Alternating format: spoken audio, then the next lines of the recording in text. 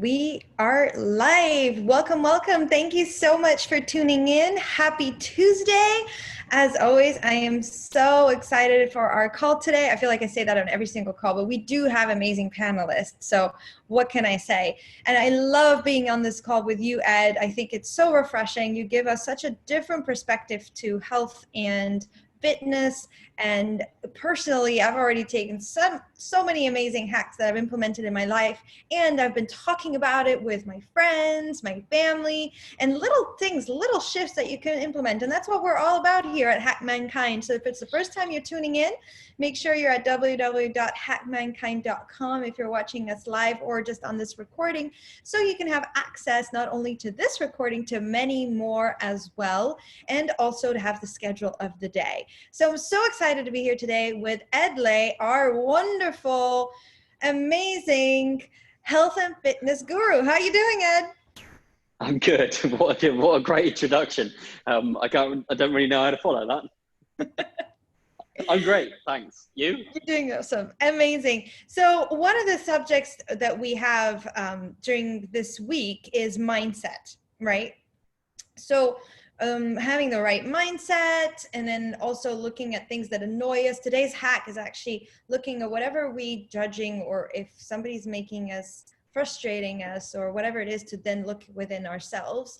And then I know that you're also wanted to talk about our environment and how that helps us or supports us in living a healthier and more fitness aligned, I don't even know if that's a word,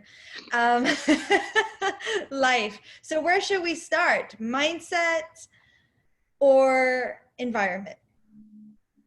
I would like to explain mindset from an environment perspective. Wow, let's put them together. Go ahead, explain. So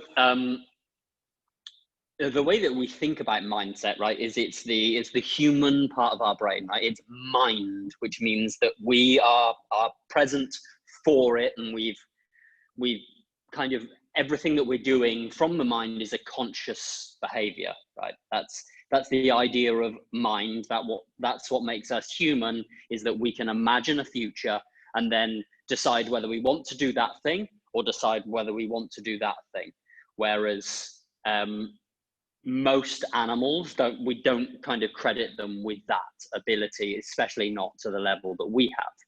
Okay, so that's mindset. Is being able to set your mind to something or choose to set it something else.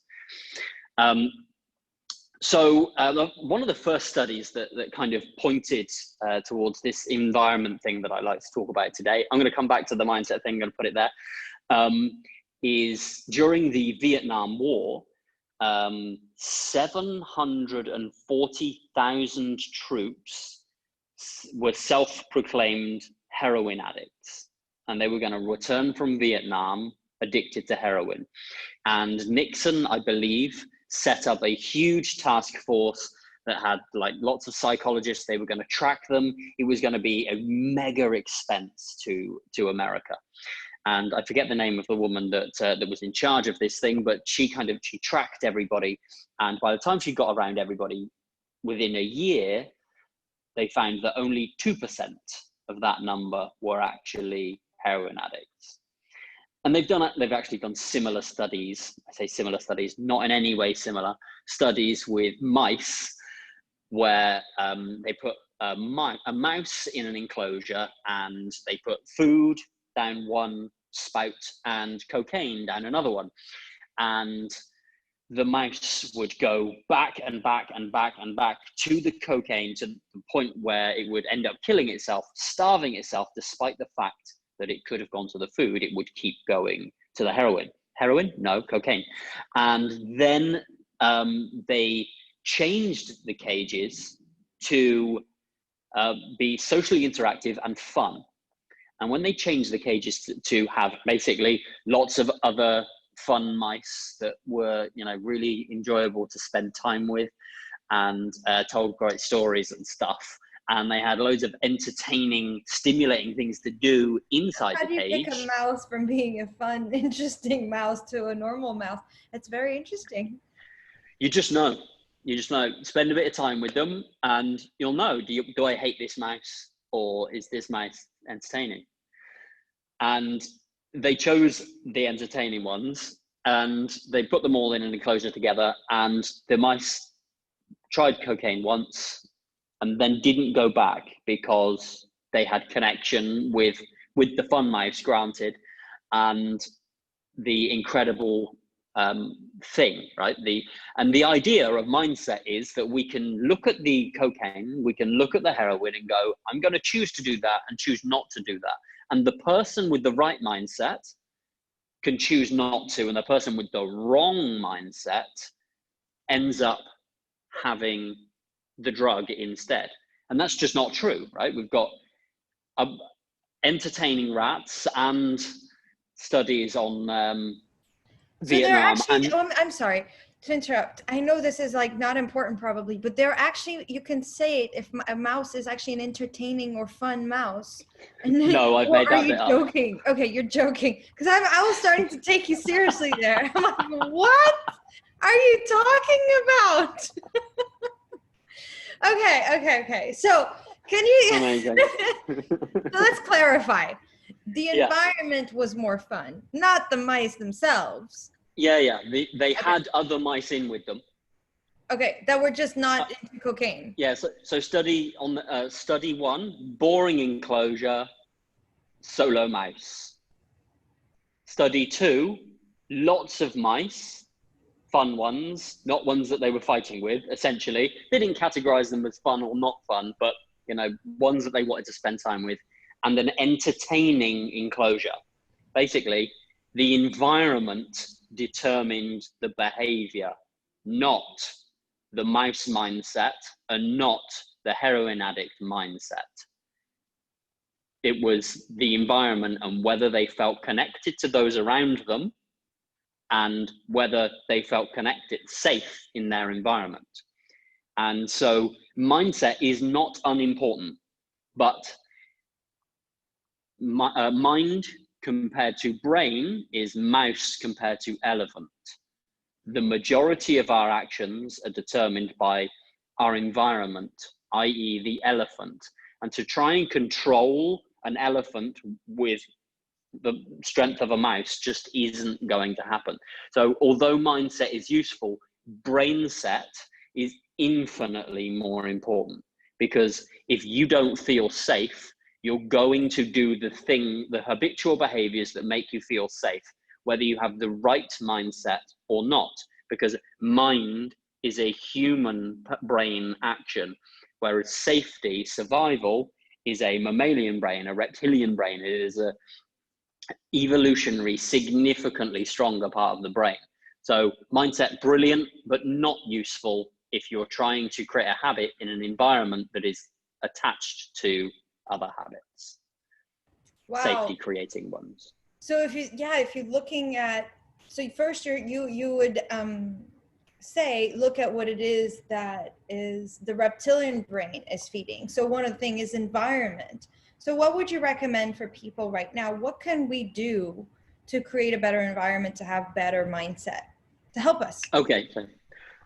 So even to be able to access your existing mindset, right, is that you need to be in the right part of your brain in order to access it, right? We all have some degree of willpower, but you cannot access willpower if you are not in the part of the brain that has will. Okay, so in order to do that, I'm gonna give you a little story of a client that I will change enough. So I had a client that was, by all intents and purposes, described by her friends as a fitness nut, right? She took the Tupperware to work with her chicken and broccoli in it, and she went to fitness classes every night, and she followed relatively sensible / extreme diets all of the time. She was kind of known as this fitness person by all of her friends, right? They kind of really identified her by that as her character. But she came to me because she couldn't stop stuffing her face. And she was heavier than she wanted to be. She was more bloated than she wanted to be. She couldn't stop comfort eating. And she really didn't know why. So we just started, as you do, asking questions around it. And it didn't take long to discover that her comfort eating was happening in one place. It was only happening at home. And it was only happening at home when she was on her own. Because her partner was doing shift work, it meant that she was on her own enough that this comfort eating had become a problem. But it wasn't just comfort eating, right? It was eating a whole tub of ice cream or eating a whole packet of biscuits. And although she had stories of having done that when her parents left her on her own as a child, there was obviously more to it than that. It was repeating a behavior when she didn't feel safe, but why didn't she feel safe was the question. So what we did was we just got a pen and paper and we wrote down positive, negative, and neutral at the top of the paper. And she just went through everything in her house, every single object in her house, and wrote down against it if it was positive, negative, or neutral. Doesn't actually take as long as you might think, especially if you just do it one room at a time. You don't need to open up, cupboards and do it for every minute thing. Just kind of broadly doing it is a great step. And what she found was a picture on the wall. And that picture had been on the wall in a previous house, in a previous relationship where bad things had happened. And what our brain does is it photographs the environment, and in order to keep us safe, it photographs the environment and it says, I'm going to remember this environment. So if any of the ingredients of this environment are present again, I can warn you in advance so that you can fight, flight, or freeze. Basically, take necessary precautions. That's the only reason we have a memory, to help us move towards pleasure and away from pain. And our memories aren't particularly good. They're messy and we overlap experiences on top of each other. And sometimes we remember parts of a thing and lose other parts of things and misrepresent things and filter them through how we're feeling at the time and our values at the time and all sorts of things like that. But the primary thing is they are there to help us escape danger. And she had a picture where something very dangerous had occurred to her. And now every time she was in that environment, her brain said, you are not safe. And unless you take the time to step back and look at, why am I not safe? You just go, I need to remove this feeling. And you just go, well, that feeling is associated with this place. And reinforced, it just becomes broader and starts spilling out over to other things, right? So the trigger was just that picture. We removed the picture, we put it up into the loft. She stopped comfort eating and just went away, like literally overnight. That's incredible. So we have a comment from one of our VIPs in the back end, and she says, it's so true. When I'm in the US, I find not doing some things are way easier than being in Europe. Change of environment changes your habits. So I love the exercise that you were just sharing. So taking a blank piece of paper, writing 3 columns and saying negative, neutral, positive, and just walking around the home. And you don't need to go. So I'm assuming this is not really for food. You're not opening up cupboards and seeing what good food, neutral food that you have. It's simply you're seeing how you feel. How you feel. So it kind of reminds me, Marie Kondo, where she talks about decluttering. I think that's her. I don't know her, but she has a book and she talks about how you go into your closet. It's more like clothes and things like that. And I would do it with clothes as well. You look at clothes too. And then you bring them close. It's like, does it bring joy? Does it spark joy? I think that's her saying. Does it spark joy? Oh, yeah. I know what you mean now. Joy, then you can let go of them by, unfolding them nicely and have it's a beautiful way of seeing it. I must say I'm not as good at decluttering. I like a lot of stuff, but I really love your exercise because I think it's a little different. It's a little different. So if there is any negative energy or any like discomfort around any object, we can just write it down and then you look at your list. Yeah, and normally it's your house. You haven't likely bought loads of negative things in there, but our brain's creating associations with our environment primarily all of the time, right? It's we even know that suicide is a coupling act. So so when gas was changed from city to street gas to natural gas, the suicide rate plummeted in America and didn't rise again. And I won't talk about guns or anything like that, but acts like suicide are based on coupling. They are the They're based environment on plus the behavior. coupling. The environment, yes, the environment plus the behavior, Oh, so not what I'm just hearing the you say, like, feeling. so the fact that you changing just the gas system decreased the suicide rate significantly and that it has never gone up to that level. In women between the ages of 35 and 55, I believe it might be 30 and 50, because that's how Sylvia Plath killed herself, and another poet. But they couldn't. But because people imagine themselves doing it like that, they had to associate. Can I imagine myself dying that way with this environment? And when they removed that gas, the rates of suicide went down. The same is true of the catalytic converter in cars. The suicide rate went down when people could no longer put a hose into their car because the method went away. And some people will go on and find a new method. A lot of people won't. Wow, that's so interesting. That's really, really interesting. So so that is one great exercise to walk over, to do and to check, what the object's bringing. Do you have other hacks in terms of what can we do in terms of our environment? Like, I know that you had the plants. So one of the big things I'm going to be doing as soon as I move in, I'm going to buy lots of green plants for my house. Amazing.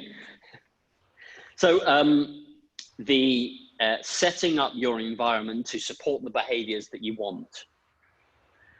So example would be if you want to start exercising first thing in the morning and you have to wear particular clothes to do that, then having those clothes right next to your bed makes them more likely to happen because they're right by your bed. So the first thing you think is, I'm going to put those clothes on, rather than you creating that story that is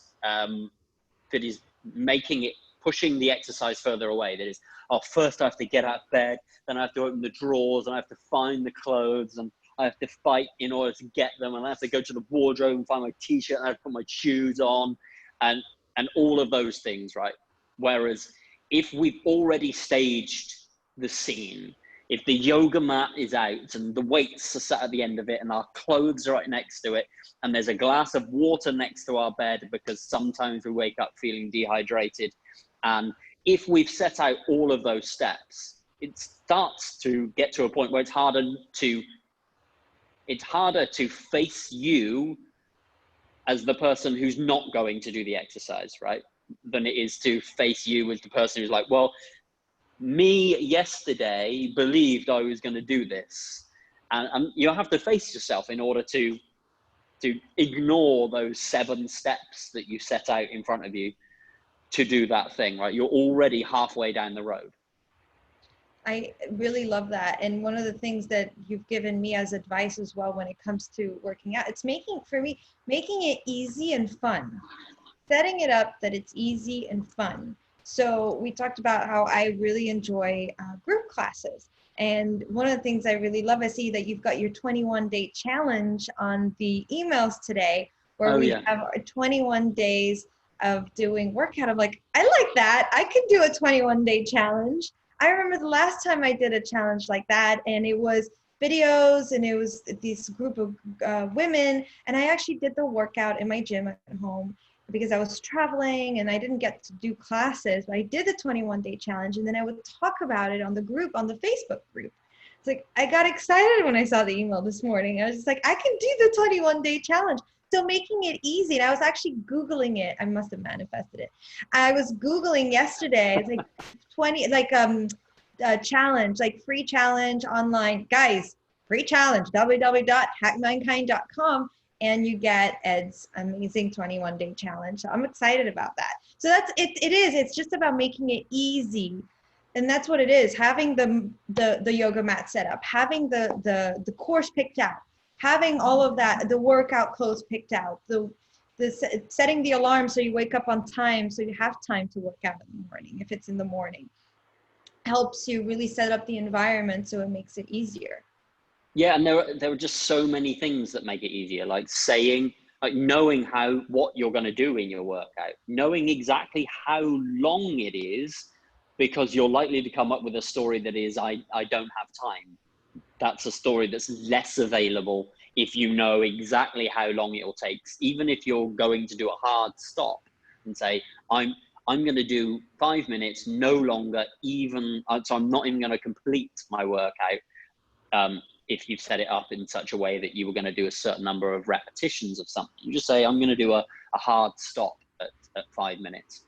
And also, I'm going to put a tick sheet on my fridge so that I tick off, because everybody knows how good that feels, right?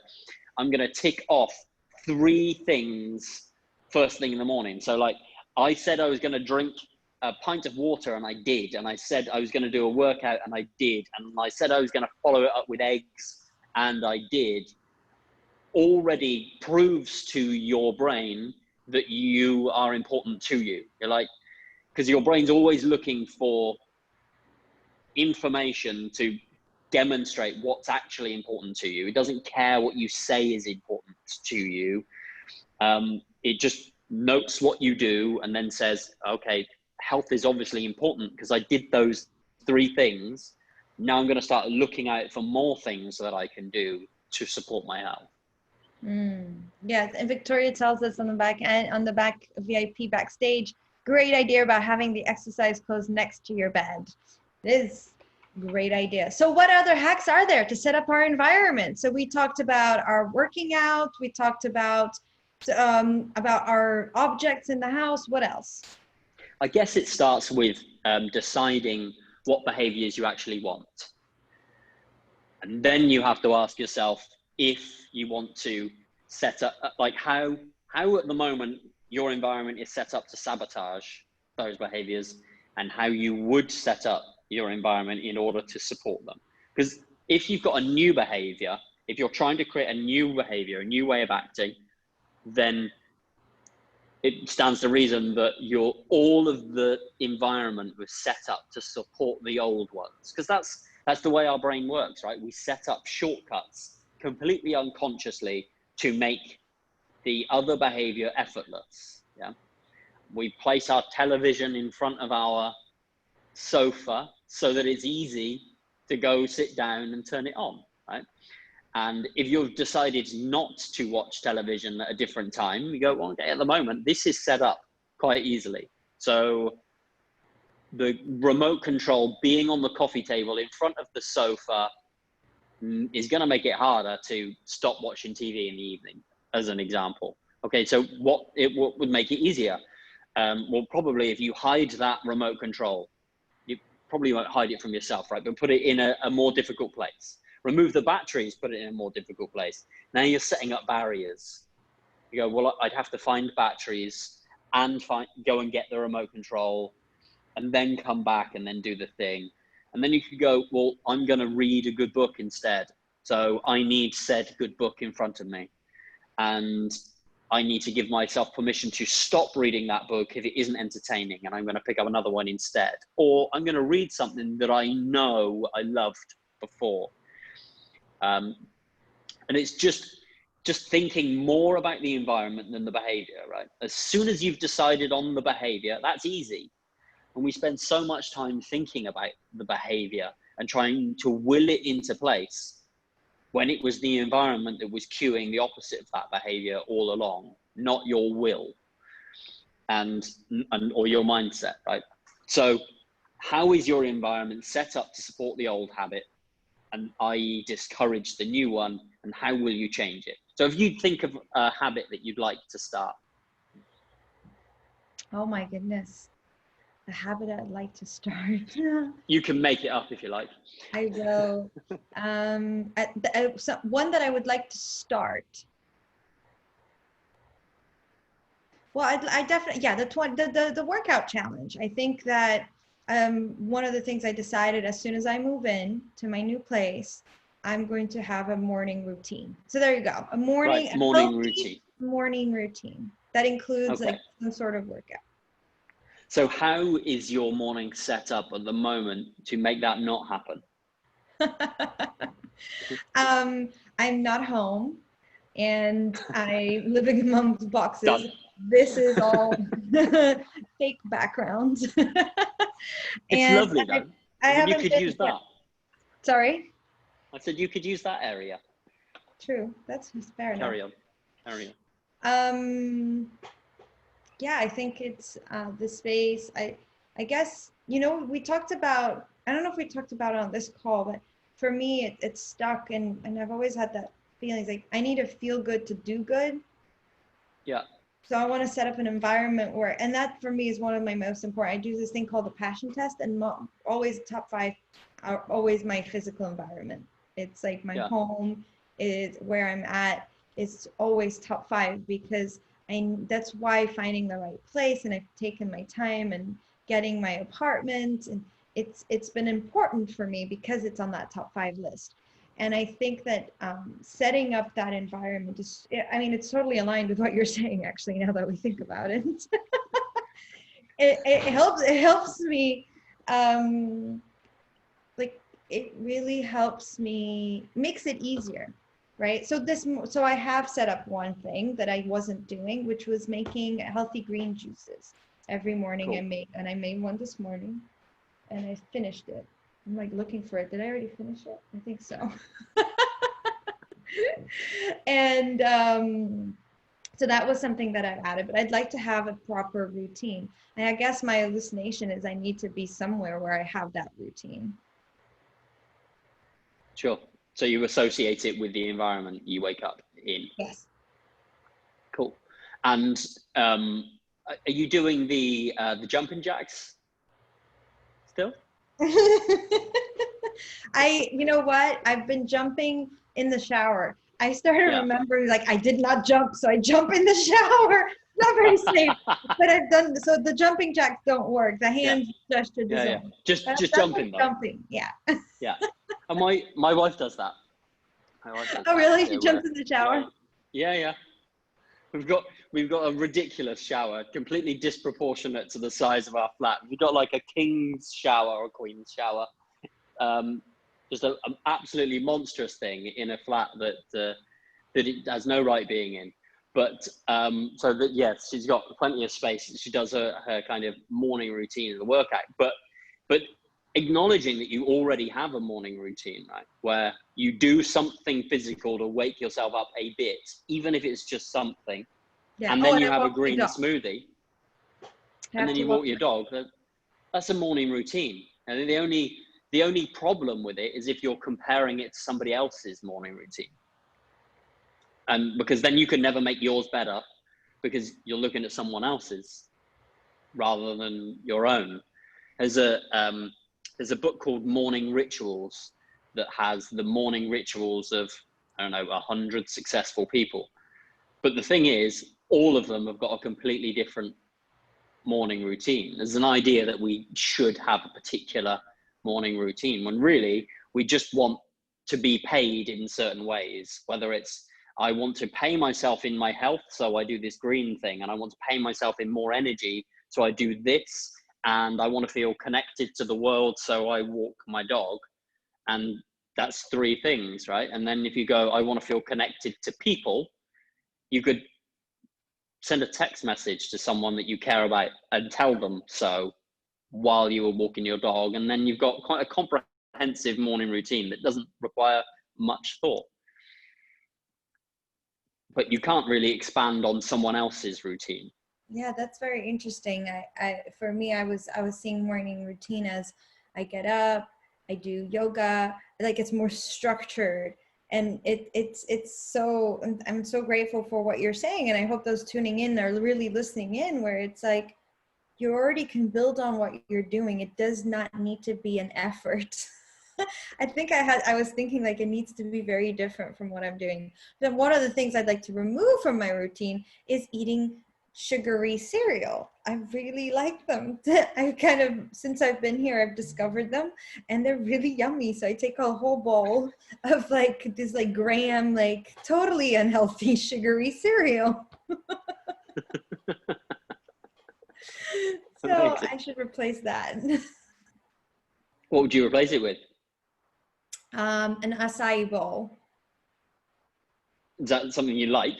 I do. I like acai bowl. It just takes time to make. So I got to figure out a really easy way to do it. Does it keep? Do you make it like all at once, or make it the night before, or? No, so it's like, I guess I can buy, there's like this mixture you buy on, and then the fruits, I could already have them like already, like a little Tupperware is already made, and then I just put and then it's blended. It's like a ice cream, not ice cream, sorbet kind of thing, but it's not. It's all like healthy stuff with acai. Yeah. And then you cut like bananas and the little blueberries, and then put little granola crunchiness on it. And it's like a nice ice cream. I cannot wait to eat it on my nice balcony. You mentioned effort before, and effort is something that we are really good at applying to things that we're already good at, right? We're already good at applying it in certain areas. But when we start trying to mentally apply effort to something we're not already doing, that we also wish to become a habit, what we're actually doing is saying, I require willpower in order to make this happen, which basically means if I'm not in the right part of my brain when I wake up in the morning, I won't be doing this. And because it's going to require me to force myself to do it, basically just means it's too far away from what you're already doing. Whereas if you can expand on the thing that you're already doing, that can become a habit. But knowing that you're going to need to apply effort to something new just tends to mean, if we're honest, I don't want to do it. That's because that's what motivation means. It just means getting myself to do something I don't want to do. Right. I want the results. I don't really like the process. Like I like the results of being fit and looking nice. No, the process. Nah. So what you're saying is finding ways that we actually enjoy. Yeah, which generally means expanding on your current process, finding things that you enjoy, finding things that are really attached to where you are now, and stopping doing something small, starting doing something small. Very, very interesting. And then, so if we now talk about mindset, right? Because we talked about environment and how that, so what do you have to say? Because you still said it's important, even though like it doesn't really matter what mindset you are depending on the environment. So imagine we get the right environment. What about mindset? And I don't know if you can move a little forward because you're kind of, we don't see to the sun. Oh yeah, perfect. So a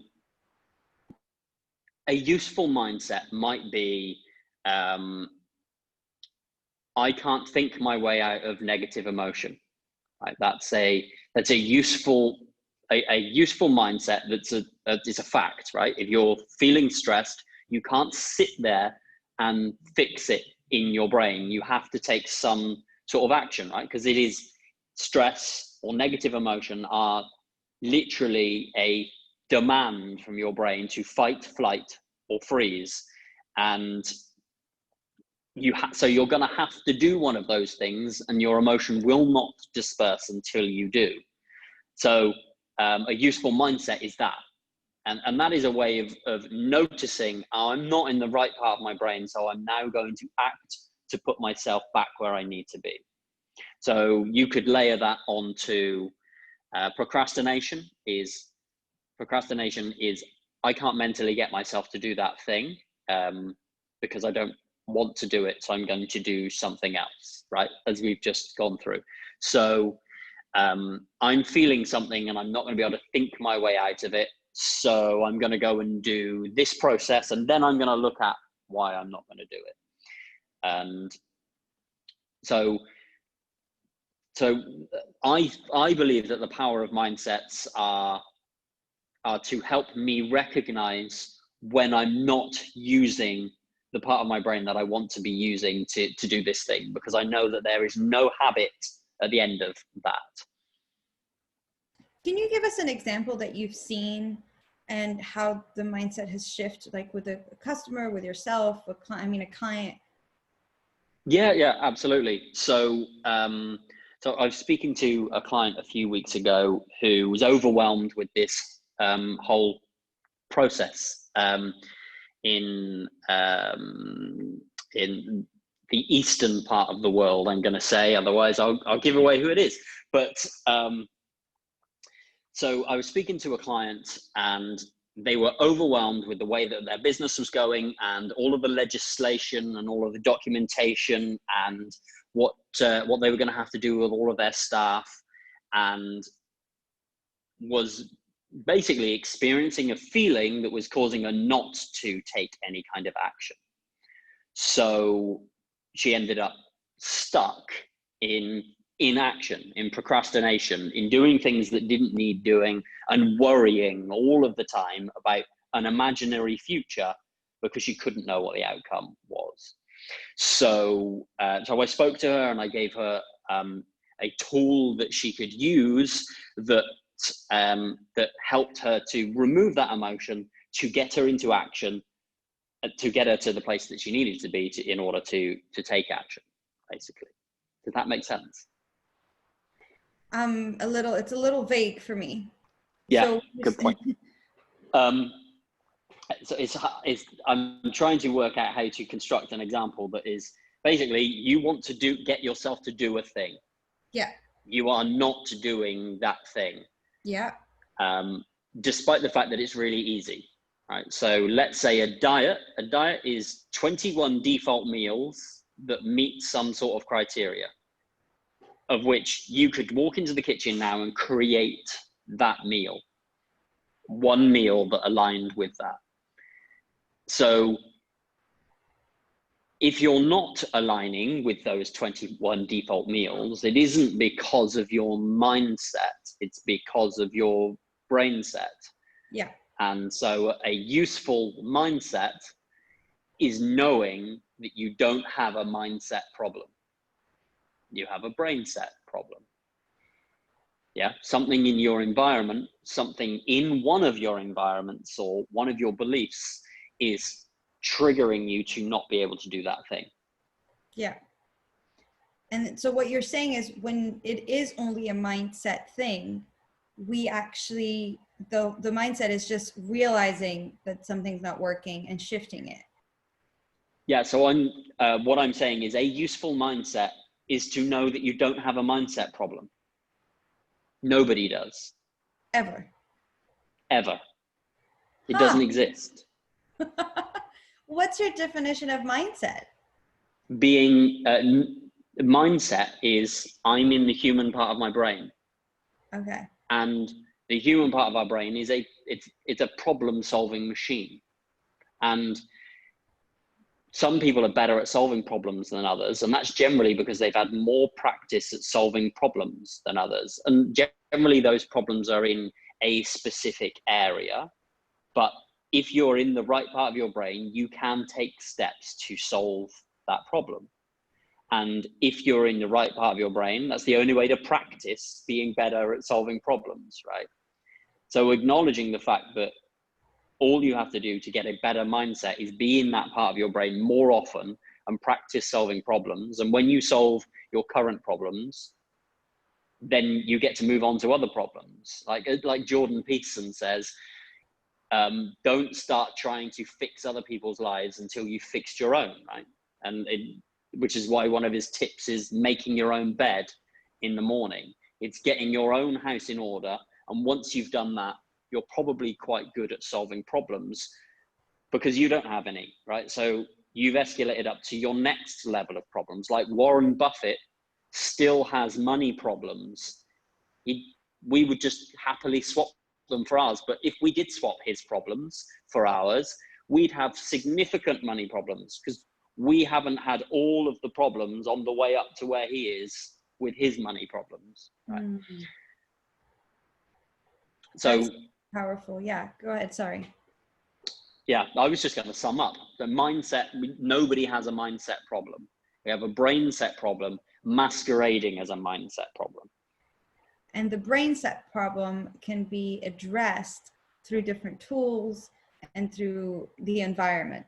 A lot of so a brain set problem is a lack of prediction and response. We can't predict what's going to happen and we don't know how we're going to respond. So if we can predict, if we take the time and go, I'm going to shine a light on this thing to gain some more clarity around it, then I know what the problem is, then I'll know what to do. Just like I spoke about last week with documenting what you eat. You know, years ago, I would sit down with a client and say, hey, what do you eat normally? And they would give me a list and I'd be like, that's interesting because the physique that you have and the things that you say you're eating don't really align. So either I'm missing something or you're missing something. And I used to think, and lots of people used to in the industry just say, well, that they're lying. But it turns out that that's not true at all. It's just our brain is on autopilot 90 to 95% of the time. So when we look at something, we don't see reality. We see the thing that supports our worldview. And so if our worldview and our view of ourselves is, I eat relatively healthy compared to, which is generally how we do it, right? Then we see what we eat on our best day when we're feeling our best, and then we assume that's how we're eating. And then when we start documenting, we realize actually we eat far fewer vegetables than we thought we did. And we eat much more processed food than we think we do. And we drink much more alcohol than we think we do. It's just we haven't committed those things to deliberate habit. They're just, we do them when we feel a certain way. It's just we feel that certain way a lot. So they have become habit, but hidden habit. And once we expose that, once we take the time to go, what am I actually doing? What's my actual reality? Like some people will turn television on in the evening and say, yeah, I watch Netflix when I put my kids to bed from 8 o'clock until I go to bed. We go, okay, when do you go to bed? Well, about 11. Okay, so that's 1,095 hours a year. So that's 27 full working weeks a year that you watch Netflix, which is fine if you want to work full time watching Netflix. But most people aren't aware of that. For most people, that's an unconscious thing. But as soon as you become conscious of how you're spending your time, you shine a light on what's actually true, then you can start to deal with it. Then you've got clarity. You're in the right part of your brain rather than living reactively and just responding to how you feel all the time. Yeah, it gives a lot more clarity and understanding. And then yeah, and even just noticing the good stuff. So it's not only like, it's just noticing, it's just documenting makes us have a lot more clarity, and it's helped me enormously too. I haven't really been documenting, but I've been more conscious of it since we last spoke. Sure. And I realized, yes, I'm eating less, but I'm still eating pretty crappy. So there's a shift there. So that was one of my realizations on I have a mastermind call every Monday, every Tuesday morning. So with my group of friends, that was one of my comments. So thank you so much for that. I'm conscious of the time. We're already at 45 minutes. And before any final thoughts, I'd love to hear if there's any comments, thoughts on the Facebook page we've seen. Thank you so much, Timothy, Yvonne, Victoria, Prince, and Elime, amazing turnout, and Sonia as well here on the backstage too, and Deanna. And we've had a few people come in and drop off. So thank you so much. As always, you can have access to the recording at www.hackmankind.com or on the Facebook group. But just make sure that you have access to our 2.0 version, or even to make sure that you get access to our emails with the Backstage VIP access. Please head on over www.hackmankind.com. And any final thoughts before we head over? No, other than you don't have a mindset problem. If you're not doing the things that you want to do, then you have an environment problem. Amazing and incredible exercise. I'm totally going to do that. Once I unpack, I will look around my home and do that exercise of whatever is bringing joy, it's good energy, neutral, and then if there's anything negative energy, that would be super, super interesting. So I'll catch you next week. Thank you so much, Ed. I really appreciate it. And I'm going to try and do the 21-day challenge. Enjoy. Thank you so much. Take care, everybody. Thanks for tuning in. Bye. Bye-bye.